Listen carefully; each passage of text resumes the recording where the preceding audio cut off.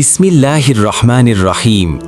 প্রিয় দর্শক, মানুষের জীবনে কিছু সময় আসে যেই সময়গুলো সাধারণ সময়ের মতো নয়। কিছু দিন আছে যেই দিনগুলোতে আল্লাহর রহমত বেশি নাজিল হয়, দোয়া কবুলের আশা বেড়ে যায়, নেক আমলের মূল্য অনেক বেশি হয়ে যায়। রমজানের শেষ 10 রাত যেমন মহিমান্বিত, তেমনি জিলহজ মাসের প্রথম 10 দিনও আল্লাহর কাছে অত্যন্ত প্রিয় ও বরকতময়। আজকের আলোচনার বিষয়, কুরবানির শেষ 10 দিন আগে কোন আমলগুলো করতে হয়। অর্থাৎ জিলহজ মাসের প্রথম 10 দিন শুরু হলে একজন মুসলমান কিভাবে নিজেকে প্রস্তুত করবে, কি আমল করবে, কি থেকে বিরত থাকবে এবং কিভাবে কুরবানিকে শুধু পশু জবাই নয় বরং আল্লাহর সন্তুষ্টির মাধ্যম বানাবে। আল্লাহ তাআলা কুরআনে বলেন, শপথ ফজরের, শপথ 10 রাতের। সূরা আল ফাজর 1 থেকে 2।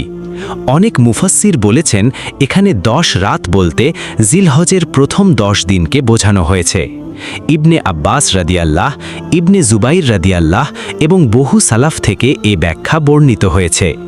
আরেক জায়গায় আল্লাহ তাআলা বলেন, তারা যেন নির্দিষ্ট দিনগুলোতে আল্লাহর নাম স্মরণ করে। সূরা আল হজ 28। ইবনে আব্বাস রাদিয়াল্লাহ বলেছেন, নির্দিষ্ট দিন বলতে জিলহজের প্রথম 10 দিনকে বোঝানো হয়েছে। সহিহ বুখারীর ধুল হিজ্জা অধ্যায়ে এ ব্যাখ্যা উল্লেখ আছে। প্রিয় ভাই ও বোনেরা, একটু কল্পনা করুন, একজন সাধারণ মানুষ সারা বছর গাফিলতির মধ্যে কাটিয়েছে, নামাজে অবহেলা করেছে, দোয়া কম করেছে, কোরআন কম পড়েছে, দান সদকা কম করেছে, কিন্তু হঠাৎ তার সামনে এমন একটি সুযোগ এসে গেল যেই সুযোগে প্রতিটি নেক কাজ আল্লাহর কাছে সবচেয়ে বেশি প্রিয় হয়ে যায়। সে যদি এই দিনগুলোকে ধরে ফেলতে পারে তাহলে হয়তো তার জীবন বদলে যেতে পারে। রাসূলুল্লাহ সাল্লাল্লাহু আলাইহি ওয়াসাল্লাম বলেছেন, এই 10 দিনের নেক আমলের চেয়ে আল্লাহর কাছে অধিক প্রিয় কোনো দিনের আমল নেই। সাহাবারা জিজ্ঞাসা করলেন, আল্লাহর পথে জিহাদও নয়? রাসূল সাল্লাল্লাহু আলাইহি ওয়াসাল্লাম বললেন, আল্লাহর পথে জিহাদও নয়, তবে সেই ব্যক্তি ব্যতীত যে নিজের জান মাল নিয়ে বের হয়েছে এবং কিছুই নিয়ে ফিরে আসেনি। সহিহ বুখারী 969। সুবহান আল্লাহ! চিন্তা করুন, আমরা অনেক সময় বলি, আমার তো হজে যাওয়ার সামর্থ্য নেই, আমি তো মক্কায় নেই, আমি তো আরাফার ময়দানে নেই। কিন্তু আল্লাহর রহমত দেখুন, তিনি ঘরে থাকা বান্দার জন্য এই 10 দিনকে নেকির মৌসুম বানিয়ে দিয়েছেন। আপনি আপনার ঘরে বসে, দোকানে বসে, চাকরির জায়গায় থেকেও এই 10 দিনকে কাজে লাগাতে পারেন। প্রথম আমল, নিয়ত শুদ্ধ করা। কুরবানির 10 দিন শুরু হওয়ার আগে সবার আগে নিজের নিয়ত ঠিক করতে হবে। কুরবানি কোনো লোক দেখানো কাজ নয়। কুরবানি মানে শুধু বড় গরু কেনা, ছবি তোলা, দাম বলা বা মানুষকে দেখানো নয়। কুরবানি হলো আল্লাহর জন্য ত্যাগ। আল্লাহ তাআলা বলেন, আল্লাহর কাছে এগুলোর গোশত ও রক্ত পৌঁছে না, বরং তার কাছে পৌঁছে তোমাদের তাকওয়া। এই আয়াত আমাদের শেখায়, আল্লাহ পশুর রক্ত চান না, আল্লাহ চান অন্তরের তাকওয়া। তাই কুরবানির আগে নিজেকে প্রশ্ন করুন, আমি কেন কুরবানি দিচ্ছি? সমাজের চাপের কারণে, মানুষ কি বলবে সেই ভয়ে, নাকি সত্যি আল্লাহর সন্তুষ্টির জন্য? যদি নিয়ত আল্লাহর জন্য হয় তাহলে ছোট কুরবানিও মূল্যবান, আর যদি নিয়ত লোক দেখানো হয় তাহলে বড় পশুও আখিরাতে কোনো কাজে নাও আসতে পারে। দ্বিতীয় আমল, চুল ও নখ না কাটা। যে ব্যক্তি কুরবানি করার নিয়ত করেছে তার জন্য জিলহজের চাঁদ ওঠার পর থেকে কুরবানি করা পর্যন্ত চুল, নখ এবং শরীরের অপ্রয়োজনীয় লোম না কাটার নির্দেশ এসেছে। উম্মে সালামার থেকে বর্ণিত, রাসূলুল্লাহ সাল্লাল্লাহু আলাইহি ওয়াসাল্লাম বলেছেন, যখন তোমরা জিলহজের চাঁদ দেখবে আর তোমাদের কেউ কুরবানি করতে চায়, তখন সে যেন কুরবানি না করা পর্যন্ত তার চুল ও নখ না কাটে। এখানে একটি বিষয় মনে রাখতে হবে, এই বিধান মূলত যিনি কুরবানি করছেন তার জন্য। পরিবারের অন্য সদস্যদের ওপর একই বিধান প্রযোজ্য কিনা এই বিষয়ে আলেমদের মধ্যে আলোচনা আছে। অনেক আলেম বলেছেন, কুরবানি যার পক্ষ থেকে দেওয়া হচ্ছে বা যিনি দিচ্ছেন, বিশেষভাবে তার জন্য এই নির্দেশ। তাই নিজের মাযহাব বা স্থানীয় নির্ভরযোগ্য আলেমের পরামর্শ মেনে চলা উত্তম। ইসলামিক রিলিফও উল্লেখ করেছে, অধিকাংশ আলেমের মতে এটি সুন্নাহ বা মুস্তাহাব হিসেবে মানা উত্তম, আর হাম্বলি মাযহাবে এটিকে হারাম পর্যায়ের নিষেধ হিসেবে দেখা হয়। তবে সহজ কথা হলো, যদি আপনি কুরবানি দেন তাহলে জিলহজের চাঁদ ওঠার আগেই চুল নখ কেটে পরিষ্কার হয়ে নেন। এরপর কুরবানি না হওয়া পর্যন্ত এগুলো কাটা থেকে বিরত থাকুন। তৃতীয় আমল, বেশি বেশি তাকবীর, তাহলিল ও তাহমিদ পড়া। জিলহজের প্রথম 10 দিনের অন্যতম বড় আমল হল বেশি বেশি আল্লাহ জিকির করা। তাকবীর, আল্লাহু আকবার, তাহলিল, লা ইলাহা ইল্লাল্লাহু, তাহমিদ, আলহামদুলিল্লাহ, তাসবিহ, সুবহানাল্লাহ। এই দিনগুলোতে রাস্তাঘাটে, ঘরে, দোকানে, কাজে, গাড়িতে যেখানে থাকি আল্লাহকে স্মরণ করা উচিত। সহি বুখারীর বর্ণনায় এসেছে, ইবনে ওমর রাদিয়াল্লাহু আনহু ও আবু হুরাইরা রাদিয়াল্লাহু আনহু বাজারে বের হয়ে তাকবীর দিতেন, আর মানুষও তাদের তাকবীর শুনে তাকবীর দিত। আল্লাহু আকবার, আল্লাহু আকবার, লা ইলাহা ইল্লাল্লাহু আল্লাহু আকবার, আল্লাহু আকবার ওয়ালিল্লাহিল হামদ। এই তাকবীর শুধু ঈদের দিনের জন্য নয়, জিলহজের প্রথম 10 দিন থেকেই বেশি বেশি পড়া উচিত। এতে ঘরের পরিবেশ বদলে যায়, হৃদয় নরম হয়, গাফিলতি কমে যায়। চতুর্থ আমল, 5 ওয়াক্ত নামাজ ঠিক করা। এই 10 দিনে সবচেয়ে গুরুত্বপূর্ণ আমল হল ফরজ নামাজ ঠিক করা। অনেক মানুষ নফল আমল করতে চায় কিন্তু ফরজ নামাজে অবহেলা করে, অথচ ফরজ নামাজ ছাড়া কোনো আমল পূর্ণতা পায় না। এই 10 দিনে নিজেকে প্রতিজ্ঞা করুন, আমি আর নামাজ ছাড়ব না। ফজর সময় মতো পড়ব, জামাতে পড়ার চেষ্টা করব, নামাজের মধ্যে মনোযোগ আনব, নামাজ শেষে দোয়া করব। কারণ কুরবানি শুধু পশু জবাই করা নয়, কুরবানি মানে নিজের অলসতা জবাই করা, নিজের গুনাহের অভ্যাস জবাই করা, নিজের অহংকার জবাই করা। যে মানুষ কুরবানি দেয় কিন্তু নামাজ পড়ে না, সে কুরবানির আসল শিক্ষা ধরতে পারেনি। কারণ কুরবানির শিক্ষা হলো আল্লাহর হুকুমের সামনে মাথা নত করা। পঞ্চম আমল, নফল রোজা রাখা, বিশেষ করে আরাফার দিনের রোজা। জিলহজের প্রথম 9 দিন রোজা রাখা বড় আমল। বিশেষ করে 9 জিলহজ অর্থাৎ আরাফার দিনের রোজা অত্যন্ত ফজিলাতপূর্ণ।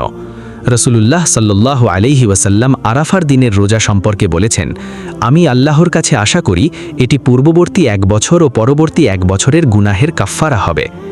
সহিহ মুসলিম। তাই যারা হজে নেই তাদের জন্য আরাফার দিনের রোজা রাখা খুবই গুরুত্বপূর্ণ। তবে হাজিদের জন্য আরাফার ময়দানে রোজা না রাখাই সুন্নাহ, যাতে তারা ইবাদতে শক্তি পান। আপনি যদি পুরো 9 দিন রোজা রাখতে না পারেন, অন্তত 9 জিলহজের রোজা রাখার চেষ্টা করুন। আর যদি অসুস্থতা বা কোনো শরীয়ত সম্মত কারণে রোজা রাখতে না পারেন, তাহলে দোয়া, জিকির, দান, কোরআন তিলাওয়াত বাড়িয়ে দিন। ষষ্ঠ আমল, কোরআন তিলাওয়াত ও অর্থ বোঝা। এই 10 দিনে কোরআনের সাথে সম্পর্ক বাড়ানো দরকার। প্রতিদিন অন্তত কিছু আয়াত পড়ুন। শুধু তিলাওয়াত নয়, অর্থও বোঝার চেষ্টা করুন। কারণ কোরআন শুধু পড়ার বই নয়, জীবন বদলানোর কিতাব।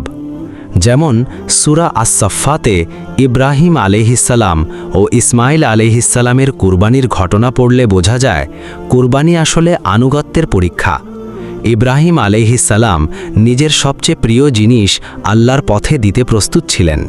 ইসমাইল আলাইহিসসালামও বলেছিলেন, হে আমার পিতা, আপনাকে যা আদেশ করা হয়েছে তাই করুন। ইনশাআল্লাহ আপনি আমাকে ধৈর্যশীলদের অন্তর্ভুক্ত পাবেন। সূরা আস-সাফফাত 102।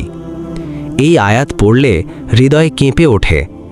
আমরা কি আল্লাহর জন্য নিজের খারাপ অভ্যাস ছাড়তে পারি? হারাম আয় বন্ধ করতে পারি? অহংকার ছাড়তে পারি? মানুষের হক আদায় করতে পারি? সপ্তম আমল, বেশি বেশি দোয়া ও ইস্তিগফার করা। জিলহজের 10 দিন দোয়ার সময়, বিশেষ করে আরাফার দিন দোয়ার জন্য অসাধারণ একটি দিন। রাসূল সাল্লাল্লাহু আলাইহি ওয়াসাল্লাম বলেছেন, সর্বোত্তম দোয়া হলো আরাফার দিনের দোয়া। এই দিনগুলোতে বেশি বেশি বলুন, আস্তাগফিরুল্লাহ ওয়া আতুবু ইলাইহি, রব্বানা আতিনা ফিদ দুনিয়া হাসানা ওয়া ফিল আখিরাতি হাসানা ওয়া কিনা আযাবান নার, লা ইলাহা ইল্লা আনতা সুবহানাকা ইন্নী কুনতু মিনাজ জালিমিন। দোয়া করুন নিজের জন্য, মা বাবার জন্য, সন্তানদের জন্য, মৃত আত্মীয়দের জন্য, মুসলিম উম্মাহের জন্য। দোয়া করুন, হে আল্লাহ, আমার কোরবানি কবুল করুন, আমার গুনাহ মাফ করুন, আমাকে নামাজি বানিয়ে দিন, আমার অন্তরকে আপনার দিকে ফিরিয়ে দিন। অষ্টম আমল, দান সদাকা করা। এই 10 দিনে দান সদাকার গুরুত্ব অনেক বেশি। কুরবানির সময় অনেক দরিদ্র মানুষ গোশতের অপেক্ষায় থাকে, কিন্তু শুধু গোশত নয়, তাদের প্রয়োজন হতে পারে চাল, ডাল, টাকা, ওষুধ, কাপড় বা ঘরের খরচ। আপনি যদি পারেন কুরবানির আগে কোনো গরিব পরিবারকে সাহায্য করুন, কোনো এতিম শিশুকে খাবার দিন, কোনো অসুস্থ মানুষের চিকিৎসায় সাহায্য করুন, কোনো মসজিদ মাদ্রাসায় দান করুন। মনে রাখবেন, আল্লাহর জন্য দেওয়া কোনো জিনিস কখনো নষ্ট হয় না। মানুষ ভুলে যেতে পারে, কিন্তু আল্লাহ ভুলেন না। নবম আমল, আত্মীয়তার সম্পর্ক ঠিক করা। কুরবানির আগে সবচেয়ে জরুরি কাজগুলোর একটি হলো মানুষের সাথে সম্পর্ক ঠিক করা। কারো হক নষ্ট করে, কারো মনে কষ্ট দিয়ে, কারো টাকা আটকে রেখে, কারো সাথে অন্যায় করে কুরবানি দিলে কুরবানির রূহ নষ্ট হয়ে যায়। এই 10 দিনে ফোন করুন সেই আত্মীয়কে যার সাথে অনেক দিন কথা হয়নি। ক্ষমা চান সেই মানুষের কাছে যাকে কষ্ট দিয়েছেন। কারো টাকা বাকি থাকলে ফিরিয়ে দিন। কারো সম্পর্কে গীবত করলে আল্লাহর কাছে তওবা করুন। কুরবানির পশু কেনার আগে নিজের অন্তর পরিষ্কার করুন, কারণ আল্লাহ বাহ্যিক সৌন্দর্যের চেয়ে অন্তরের তাকওয়া দেখেন। দশম আমল, কুরবানির পশু হালাল উপায়ে কেনা ও যত্ন করা। কুরবানি অবশ্যই হালাল উপার্জনের টাকা দিয়ে হতে হবে। হারাম টাকা দিয়ে কুরবানি করলে তা আল্লাহর কাছে কবুল হওয়ার আশা করা যায় না। তাই পশু কেনার আগে নিজের আয় রোজগার নিয়ে চিন্তা করুন। পশু কেনার সময় পশুর প্রতি দয়া দেখাতে হবে, তাকে কষ্ট দেওয়া যাবে না। বেশি ঠেলাঠেলি, মারধর, ক্ষুধার্ত রাখা এসব করা উচিত নয়। কুরবানির পশু আল্লাহর নামে উৎসর্গ করা হবে, তাই তাকে সম্মানের সাথে রাখা উচিত। আরেকটি বিষয়, কুরবানির সময় ছবি, ভিডিও, প্রদর্শনী, দাম নিয়ে অহংকার এসব থেকে বেঁচে থাকা দরকার। কুরবানি ইবাদত, প্রদর্শনী নয়। কুরবানির দিনের প্রস্তুতি। ঈদের দিন গোসল করুন, পরিষ্কার পোশাক পরুন, সুগন্ধি ব্যবহার করুন, ঈদগাহে যান, তাকবীর পড়ুন। ঈদের নামাজের আগে কুরবানি করা যাবে না, ঈদের নামাজের পর কুরবানি করতে হবে। কুরবানির সময় আল্লাহর নাম নিতে হবে, বিসমিল্লাহি আল্লাহু আকবার। যদি নিজে জবাই করতে পারেন ভালো, না পারলে বিশ্বস্ত কাউকে দিয়ে করাবেন এবং সম্ভব হলে উপস্থিত থাকবেন। গোস্ত 3 ভাগ করা উত্তম, নিজের পরিবার, আত্মীয় স্বজন এবং দরিদ্রদের জন্য। তবে পরিস্থিতি অনুযায়ী ভাগে কিছু পরিবর্তন হতে পারে। যে ভুলগুলো থেকে বাঁচতে হবে: প্রথম ভুল, জিলহজের 10 দিনকে সাধারণ দিনের মতো কাটিয়ে দেওয়া। দ্বিতীয় ভুল, শুধু পশু কেনা নিয়ে ব্যস্ত থাকা কিন্তু নামাজ দোয়া ভুলে যাওয়া। তৃতীয় ভুল, কুরবানিকে প্রতিযোগিতা বানানো। চতুর্থ ভুল, গরিবদের হক না দেওয়া। পঞ্চম ভুল, চুল নখের বিধান জানার পরও অবহেলা করা। ষষ্ঠ ভুল, হারাম উপার্জনের টাকা দিয়ে কুরবানি করা। সপ্তম ভুল, পশুর প্রতি নিষ্ঠুর আচরণ করা। প্রিয় দর্শক, কুরবানির শেষ 10 দিন আসলে আমাদের জীবনের একটি বড় সুযোগ। এই 10 দিন শুধু ক্যালেন্ডারের কিছু তারিখ নয়, এটি আল্লাহর দিকে ফিরে আসার ডাক। এটি নিজের গুনাহ থেকে তওবা করার সময়, এটি নামাজে ফিরে আসার সময়, এটি কুরআনের সাথে সম্পর্ক করার সময়, এটি মানুষের হক আদায় করার সময়, এটি নিজের ভেতরের পশুত্বকে জবাই করার সময়। আমরা অনেকেই কুরবানির পশু কিনি, কিন্তু নিজের নফসকে কুরবানি করতে পারি না। আমরা পশুর গলায় ছুরি চালাই, কিন্তু নিজের অহংকার, হিংসা, লোভ, গীবত, হারামায় এসবের গলায় ছুরি চালাতে পারি না। এইবার কুরবানির আগে নিজেকে বদলাই। চুল নখ কাটার আগে নিয়ত ঠিক করি, চাঁদ ওঠার পর জিকির বাড়াই, নামাজ ঠিক করি, আরাফার রোজা রাখি, দান করি, ক্ষমা চাই, মানুষকে ক্ষমা করি, আর আল্লাহর কাছে বলি, হে আল্লাহ, আপনি আমাদের কুরবানি কবুল করুন, আমাদের আমল কবুল করুন, আমাদের গুনাহ মাফ করুন, আমাদের পরিবারকে হেদায়েত দিন, আমাদের অন্তরকে তাকওয়ায় ভরে দিন। আমিন। যদি এই ভিডিওটি আপনার উপকারে আসে, তাহলে অন্যদের সাথে শেয়ার করুন, যাতে তারাও জিলহজের এই বরকতময় 10 দিনকে কাজে লাগাতে পারে। ওয়াসসালামু আলাইকুম ওয়া রাহমাতুল্লাহি ওয়া বারাকাতুহু।